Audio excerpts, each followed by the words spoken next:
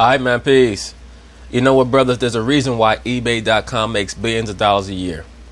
It's because they understand that people like to buy dumb shit that they don't need. Therefore, they're going to need a mechanism to sell that dumb shit to other people who are willing to buy dumb shit. And don't get it twisted. I've bought things off of eBay. I've sold things on eBay. We've all found nice things on eBay because, as they say, one man's trash is another man's treasure. But sometimes we go to the store and we know damn well we don't need that pair of Timberlands. We don't need those sneakers. We don't need those jeans. We don't need those shirts. But sometimes we become lustful when it comes to materialistic things. And the same things happen to general managers in the NBA.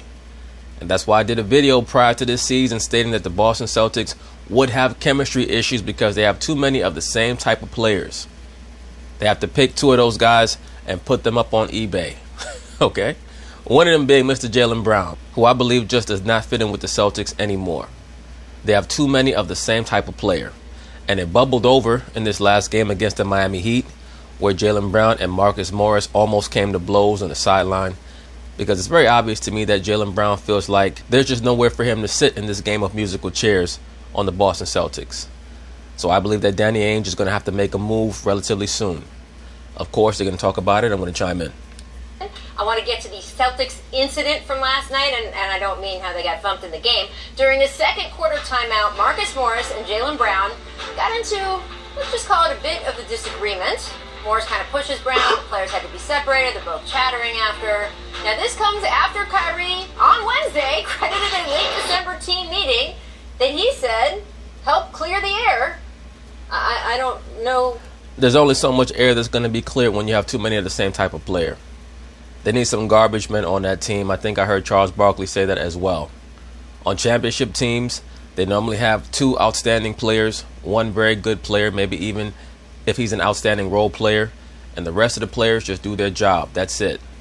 You can't have these all-star teams and expect them to be seamless unless they're perfectly put together, similar to the Golden State Warriors, who are relatively perfectly put together based on functionality types and their functionality within the overall team framework. Well, how clear the air looks there, Scotty. It looked kind of crowded to me. It's not clear at all. How big a deal was this? You know what? When you got the... It's a very big deal. I'm going to let Scotty answer. I may even rewind it back a little bit, but it's a very big deal. Those guys are feeling stifled. They have too many 21, 22-year-old guys who are trying to spread their wings and fly. And a couple of those guys have to go. Jaylen Brown has to go.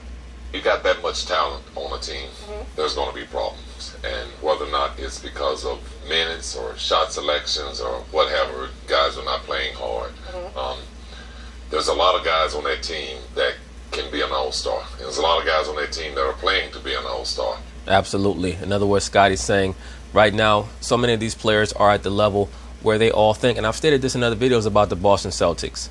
When you have these dudes that come into the NBA 6'6", 6'7", with 40-inch vertical leaps and can shoot and dribble and all that, they all think that they're going to be the next Kobe or the next Jordan. It's not until they're about in year 5 or 6 that they settle into who they actually are. There are very few players who've been in the NBA for 6, 7 years, have never become stars, and who still think that they're going to be stars. After a while, they're just happy with the paycheck.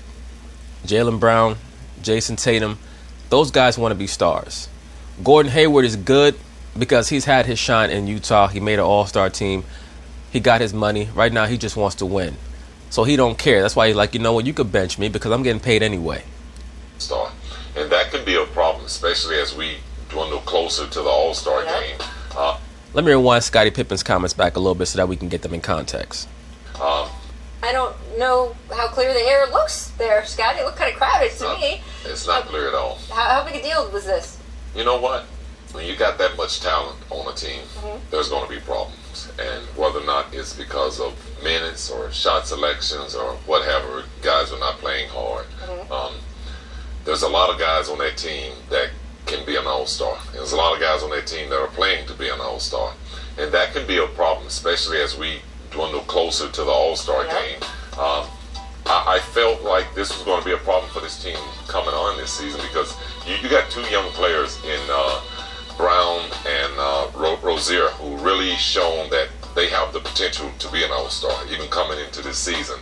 Well, what they've shown is that they have the talent to be all-stars on teams that give them the green light and carte blanche to take whatever shots they want. Jaylen Brown could probably go somewhere and become a 20-point-per-game scorer. He has that level of athletic ability and overall skill. And now, so they've lost a lot of those minutes and that momentum that they had going last season. So I remember last season, the Boston Celtics played the Golden State Warriors in Boston, and Jaylen Brown dominated the game. This was right in the aftermath of his friend mysteriously dying, quote unquote. He was dominant in that game. So I've seen what he can do. I think that, Coach Stevenson has a bit of a problem as to how he's going to rectify this going forward with. Well, brother, I've been saying that since the preseason. With these players. It's just lingering, right? There's obviously issues here, and we said, it's going to take them a while. I mean, and hey, they've got till May or June to figure it out, right?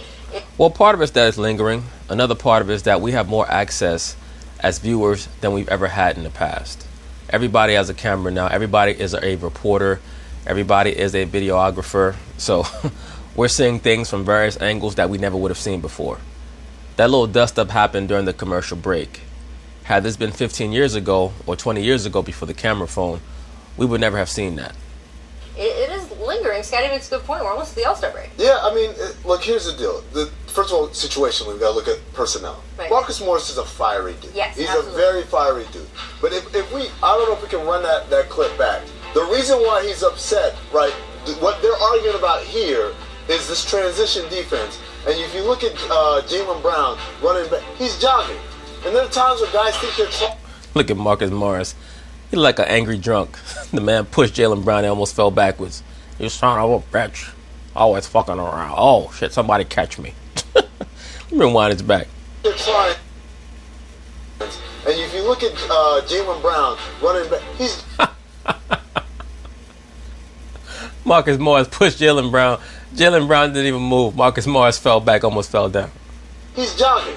And there are times where guys think they're trying, but they're not really trying as hard as they could. So he's jogging back. As a result, Derrick Jones Jr. streaks down the court, and you've got and Marcus Morris is basically saying, "Hey, you gotta, you gotta, come on, man, you gotta get back here. You gotta get back here." We need to fire the show coordinator. Why the hell are we seeing clips of Boogie Cousins while we're talking about Marcus Morris and Jaylen Brown? Back in defense, you gotta stop. I'm trying to stop ball. Meanwhile, your man Derrick Jones Jr. just riding right to the rim because you're jogging back. And so sometimes, here we go, here's the clip. Yeah, like Jaylen Brown right there just kind of jogging into the screen. And when you're a guy like Marcus Morris, you're a vet, sometimes it's like things like that frustrate you because you know that he thinks he's doing everything he can, but you know he's not. And so is the communication the best way? Probably not. But like I said, that's where you factor in personnel. He's a fiery dude. He's not going to say, "Hey, young fella, da-da-da." He's probably going to tell him to get the bleep back.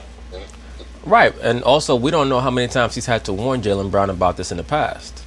So sometimes we just see an event, an explosion like that, and we say, why is he coming at the brother like that? But it could be that he has spoken to him numerous times about the same thing, and he's just finally gotten fed up.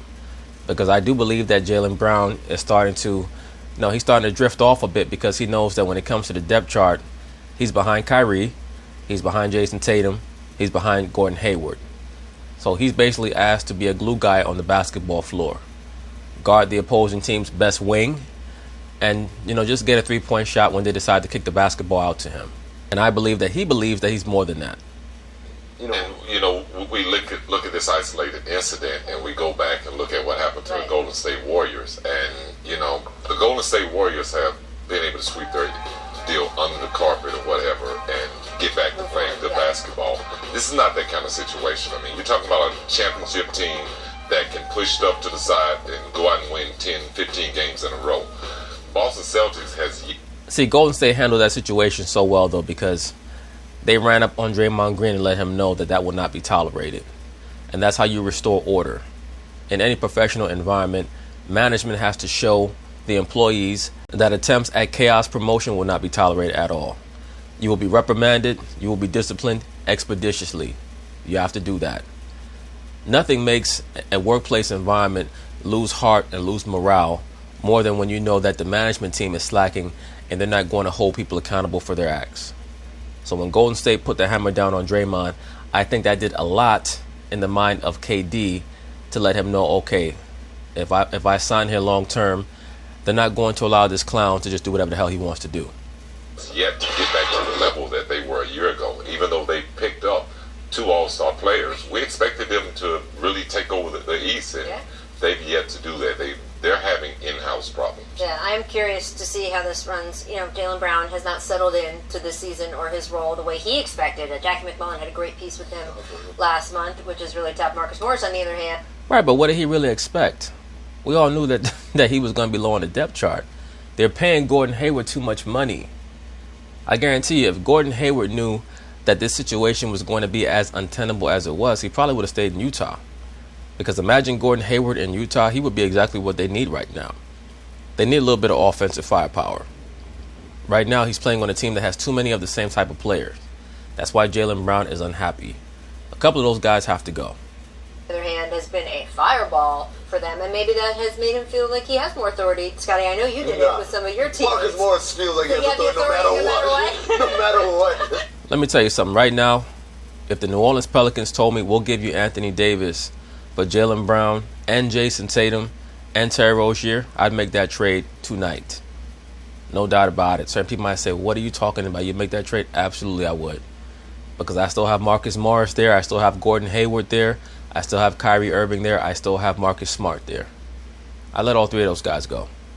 Well, my point though is, Scotty, I know sometimes you would have to get your teammates in line and feel like, hey, I got the chops to do that. And yeah, I mean that's part of being a leader. Yeah. And maybe Jaylen Brown taking it the wrong way, and sometime at the heat of the moment, when the leader speaks, you have to take that insult as if the coach is talking to you. And you know, some guys can't be coached and can't be criticized. Don't like it. Oh, you mean like how you were when Phil Jackson sat your ass down in Game 3, brother?